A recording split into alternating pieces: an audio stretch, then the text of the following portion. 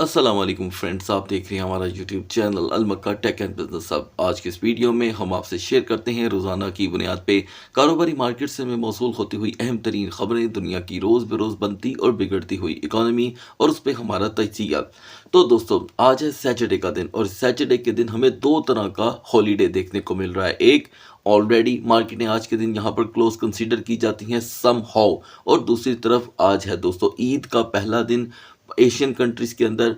तो यहाँ इन सारी चीज़ों को दरमियान में रख कर कुछ खबरें जो हैं यहाँ हमारे सामने आ रही हैं, जिनमें से एक अदद खबर जो बहुत ही अहम है और आपके सामने हमने उसे पहले से ही ओपन कर रखा है। मान लें कि ये खबर जो स्क्रीन पे ओपन है ये यहाँ पर अपना रंग लेकर के आती है, तो बड़ी तब्दीलियाँ आपको इन 3 दिन छुट्टियों के अंदर ही देखने को मिल सकती हैं। इस पे दोस्तों हम बात करेंगे कि यहाँ पर आहर ट्रंप ने ये जो स्टेटमेंट दी है इसका डायरेक्टली ताल्लुक किस चीज़ के साथ है। और एक मरतबा फिर से गोल्डमैन साशे की तरफ से बराह रास्त एक ऐसा पॉइंट उठाया गया है जो सीधा स्टॉक मार्केट के लिए कुछ खतरात पैदा करता है। आफ्टर दैट यानी कि ईरान ऑयल को लेकर कुछ बैन हैं उनको यहाँ पर लिफ्ट करने की बात हुई है और शायद वो हो भी चुके हैं। उसके बाद हम क्रिप्टो मार्केट का रुख इख्तियार करेंगे। तो दोस्तों, ऐसे में आपने क्या करना है, वीडियो को करना है लाइक, चैनल को करना है सब्सक्राइब। अगर आप चाहते हैं कि आने वाले दिनों में आपसे हमारी किसी भी क्या वीडियो का नोटिफिकेशन मिस ना हो तो बेल आइकन के बटन के साथ साथ ऑल के बटन को भी क्लिक कर दीजिएगा। आगाज़ कर लेते हैं दोस्तों पहले इस बात से कि इस हफ्ते के जो डाटाज थे जो कंप्लीट हो चुके हैं, जिनमें पीपीआई, एफओएमसी, इंटरेस्ट रेट वगैरह, वो इस मार्केटों के ऊपर वो असर नहीं लेकर के आ सकते जो सोचा जा रहा था। मैं क्लियर कट आपको बता दूं कि जब इंटरेस्ट रेट बढ़ाने की ज़रूरत हो तो बढ़ाए जाते हैं, ठीक है, और जब बढ़ाए ना जाएं तो उसके पीछे हमेशा गलतियां तलाश की जाती हैं। तो मैं आपको क्लियर कट बता दूं कि एफओएमसी में अगर रेट कट नहीं होना था तो दुनिया ये कह रही थी कि फिर बढ़ाए क्यों नहीं गए। तो दोनों सूरतों में जो इन्वेस्टर हजरात होते हैं बड़े लेवल के, उनको यहाँ पर जंबल कर दिया गया है। वो सोच ही नहीं पा रहे कि हर इकोनॉमी जा किस तरफ रही है। अच्छी है तो रेट कट क्यों नहीं हुआ, बुरी है तो रेट बढ़ाया क्यों नहीं। फ़िलहाल ये काफ़ी ज़्यादा सारी चीज़ें पॉलिटिसाइज होती चली जा रही हैं। एनीवे, आगाज़ कर लेते हैं स्टेटमेंट से। ट्रंप का कहना है कि हम किसी भी वक्त इस मसले को जो आप गल्फ़ के अंदर देख रहे हैं इसे हम समेट सकते हैं और इसे समेटने की कोशिश भी हो रही है। इसकी एक बड़ी वजह यह भी बताई जा रही है कि जो बेसिकली उनका ऑब्जेक्टिव था, जो उनके टारगेट्स थे, वो कहते हैं कि उन्होंने अचीव कर लिए हैं और इस पे ऊपर उनको ज़्यादा फिलहाल बात करते देखा नहीं गया। He also said that the state of Hormuz would have to be guarded by other nations who use it, the setting that the US wasn't one of them। ये एक स्टेटमेंट थी उनकी कि उन्हें यह लगता है कि हाल ही वो ही इसके ज़रूरतमंद नहीं है, बाकी स्टेट भी एनर्जी के लिहाज से इस जगह को लेकर काफ़ी ज़्यादा ज़रूरतमंद दिखाई देते हैं। और जो स्टार्ट में मैंने आपके साथ यहाँ पे डिस्कशन शेयर की दोस्तों कि यहाँ पर जो बैन है उसे हटाने की बात हुई है और तकरीबन हटा देने का पूरा इशारा भी कर दिया गया है। Trump administration lift sanctions on millions of barrels of Iranian oil, यानी कि जो ऑयल पहले से ही यहाँ पर तैयारशुदा पड़ा हुआ है या उनके स्टॉक के अंदर मौजूद है, उसे इस बैन से अस्तशना दे करके उसे मार्केट में लाने का एक सिग्नल दिया गया है ताकि जो इस वक्त खपत है उसे पूरा किया जा सके। और जो प्राइसेस अभी जो कल मिडनाइट क्लोजिंग के अंदर हमें क्लोज होते हुए दिखाई दिए हैं उनके अंदर मज़ीद बेहतरी लाई जा सके। इन सब के बाद दोस्तों जो डिस्कस करने के काबिल स्टेटमेंट है वो गोल्डमैन की है, यानी कि एक ऐसा इदारा जो अपनी स्टेटमेंट के थ्रू ही पहचाना जाता है और उनकी कई हुई जो स्टेटमेंट्स होती हैं वो किसी ना किसी तरह इकॉनमी के, हकीकत के, जोग्राफिया के, हर चीज़ के बहुत ही करीब रहकर यहाँ पर देखी जाती है। लेकिन एक और चीज़ है, लूप होल भी मैं बता देता हूँ। लूप होल ये है कि ये वक्त के साथ साथ अपनी स्टेटमेंट बदलते हैं, इसमें कोई शक नहीं है। अभी आपको अगर कोई पॉजिटिव खबर देखने को मिल जाए तो साथ ही इनका एक आर्टिकल आ जाएगा जिसमें ये पॉजिटिव बातें कर रहे होंगे। ये मैंने बहुत करीब से देखा है अल्हम्दुलिल्लाह, ठीक है। यानी कि जब हमने देखा कि दूसरी कोई कमोडिटीज़ पंप हो रही थी तो साथ ही इन जनाब की बड़ी स्टेटमेंट आनी शुरू हो गई और जैसे ही कमोडिटीज़ गिरती हैं तो इनके आर्टिकल ऑटोमेटिकली गिरे हुए आ जाते हैं। जैसे कि आपने डो जोन्स के बारे में, नेस्डैक के बारे में इनके मुंह से बातें सुनी होगी और साथ एनवीडा के। Goldman says it's eyeing the risk of deeper market correction that will leave investor few places to hide। यानी कि जो मार्केट के बड़े इन्वेस्टर हैं वो थोड़ी देर के लिए मार्केट से गायब हो सकते हैं इस परेशानी को लेकर के कि भाई ये मसला कब सॉल्व होगा। तो ये तो एक जेन्युइन सी बात है बिल्कुल कि स्टॉक मार्केटें तो डिस्टर्ब हो जाती हैं। अब हालांकि पाकिस्तान की स्टॉक मार्केट का इन चीज़ों के साथ कोई ताल्लुक नहीं है ही नहीं। लेकिन हमें रोज़ाना की बुनियाद पे कुछ पॉइंट्स यहाँ पे गिरते हुए दिखाई दे रहे हैं। कभी लार्जली दिन का आगाज़ पॉइंट्स गिरने से होता है और कभी नॉर्मल। तो ये चीज़ें इसलिए भी हैं कि सुनने में ये आता है कि दुनिया भर के जो बड़े बड़े इन्वेस्टर्स भी हैं वो पाकिस्तान की स्टॉक मार्केट में भी अपना इंटरेस्ट रखते हैं, बाकायदा उनके एहसास से यहाँ पे पाए जाते हैं, ऐसा सुना जाता है। इसकी कोई तहकीक और हकीकत मेरे पास मौजूद नहीं है, लेकिन क्योंकि सुनने की हद तक ये चीज़ें हैं और ऐसा हो भी जाता है क्योंकि 1980 से लेके अब तक अक्सर गल्फ़ की तरफ से पाकिस्तान को हमेशा स्टॉक मार्केट के अंदर भी सपोर्ट रही है। तो ज़ाहिर बात है अगर उनके मुल्क में कोई तकलीफ़ें यहाँ पे इस वक्त चल रही हैं तो इधर भी थोड़ा बहुत उसका असर आता है। लास्ट में मैं आपको बताता चलूँ कि फिर से टोकनाइजेशन की बात बार बार आ रही है। तो दोस्तों मैंने मिडनाइट की वीडियो में टोकनाइजेशन का जो लूप होल है वो मैंने वाज़िया तौर पे 7 मिनट का एक लेक्चर उस वीडियो में मैंने ऐड किया है। आज की वीडियो में मैं आई बटन पे लिंक दे दूंगा, काइंडली उसे ज्वाइन कर लीजिएगा। और याद रखिएगा अपने ज़हन में कि इस वक्त तक जो टोकनाइजेशन है वो लोगों को अपने माइंड से भी यहाँ पर थोड़ा सा जंबल कर रही है, क्योंकि टोकनाइजेशन के अंदर जो लॉन्ग और शॉर्ट की ट्रेड्स हैं वो लोगों को यहाँ पर हैरान कर रही हैं। और रियल मार्केट के जो एसेट्स हैं जस्ट लाइक गोल्ड सिल्वर, लोग जान नहीं पाते कि आखिर इनकी रियल प्राइस कहाँ कंसीडर की जाएगी।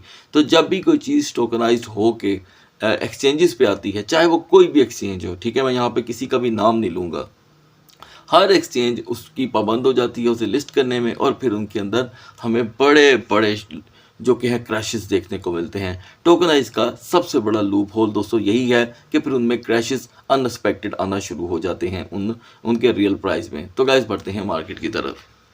सो गाइस मार्केट की कैपिटलाइजेशन यहाँ पे हमें थोड़ी सी इंप्रूव होती दिखाई दे रही है। डोमिनेंस में 0.20% का इजाफा हुआ है और टॉप ट्रेंडिंग के अंदर बीटीसी अब इस वक्त हमें देखने को नहीं मिल रहा, क्योंकि टाओ यानी कि एआई की प्रोडक्ट यहाँ पे अपनी जो कि है दोस्तों पोजीशन बनाकर बैठी हुई है और इसमें पहले से ही 9.1% का हमें फॉल दिखाई दे रहा है।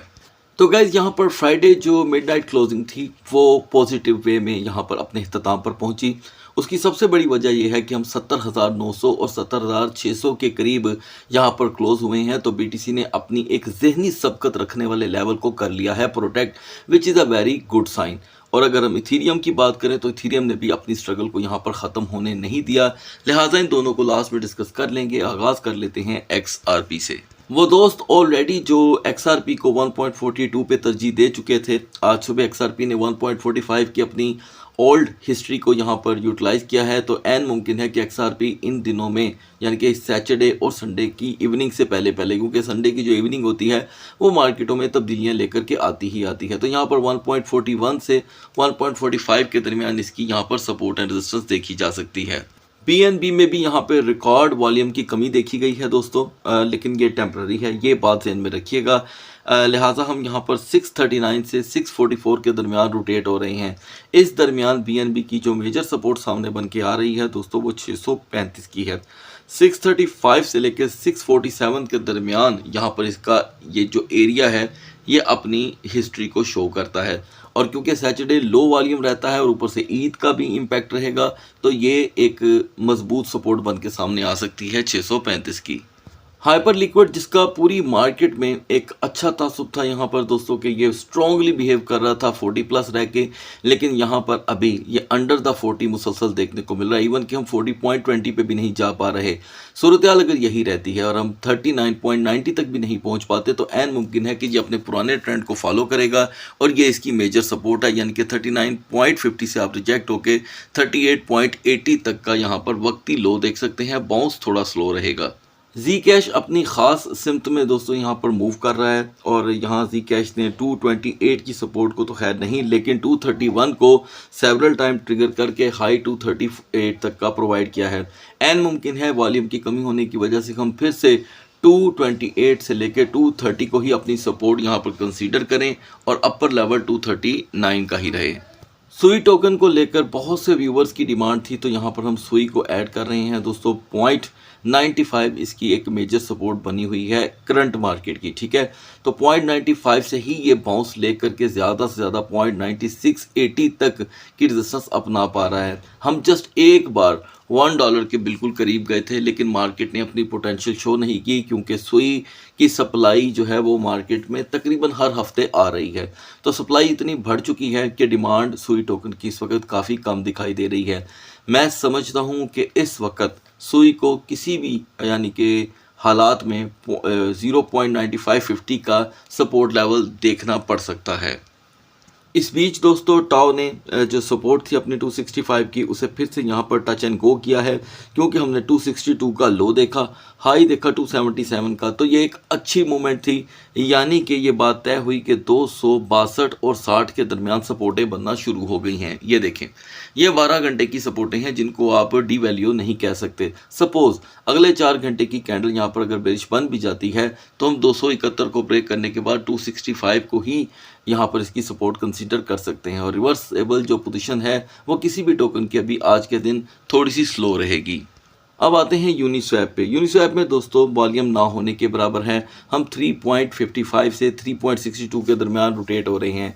एन मुमकिन है कि आज के दिन भी 3.55 से 3.65 के दरमियान ही इसकी मूवमेंट रहे। अब बढ़ते हैं BTC और इथेरियम के कैंडल चार्ट की तरफ। So guys now we are on the chart of BTC और यहाँ पर इंटरेस्टिंग एरिया जिसे मैं यहाँ पर हाईलाइट करना चाहता हूँ वो है दोस्तों ये, जहाँ पर मार्केट मुसलसल स्ट्रगल करती हुई दिखाई दे रही है। आपको अपडेट किया गया था मिडनाइट में कि BTC की क्लोजिंग जो है वो 70,800-900 के दरमियान हो जाए तो ये पॉजिटिव साइन होगा। अलबत्ता 70,600 से 900 के दरमियान यहाँ पर इसकी क्लोजिंग हुई है, लेकिन मार्केट मॉर्निंग में अपना वॉल्यूम गेन नहीं कर सकी। मैं फिर भी इसे पॉजिटिव साइन ही कंसीडर करता हूँ जब तक हम 70,000 प्लस हैं। और इसका वीकर जोन का जो आगाज़ होता है दोस्तों वो 70,000 के ब्रेक होने पे ही होता है और इसके ब्रेक होने पे हम नॉर्मली 69,400 तक का लो देख रहे हैं। तो वहाँ से ही मार्केट बाउंस भी कर रही है। तो ये पैटर्न हिस्ट्री के मुताबिक एक जैसा ही है।